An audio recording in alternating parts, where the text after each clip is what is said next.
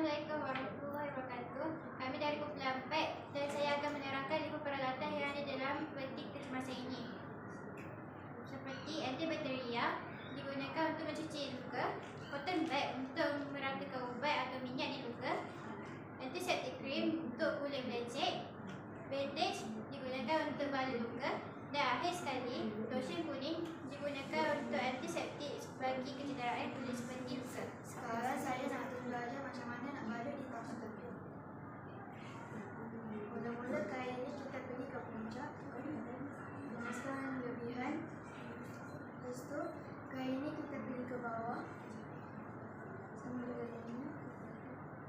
Kita angkat tangan yang lagi sakit. Lepas tu kita pergi ke atas. Lepas tu kita ikat buku sini.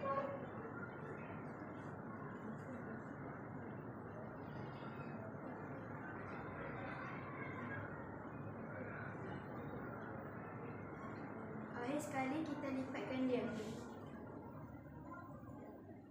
Lepas tu kita kemaskan lebihan.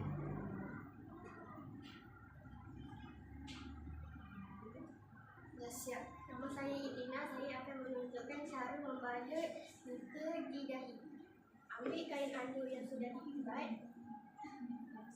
Ambil satu kain andu yang sudah dilipat macam ni. Ambil.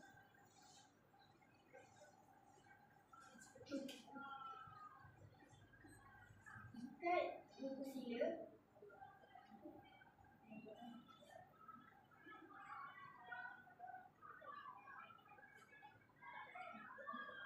Dan yang lebih selit-selitkan bagi dikemas. Siap. Nama saya Naishira, saya akan menunjukkan cara untuk membalut tengah sakit yang patah. Letakkan puncak di belakang sirkup. Ditarik hingga ke belakang turun. Dan ikat ke sini.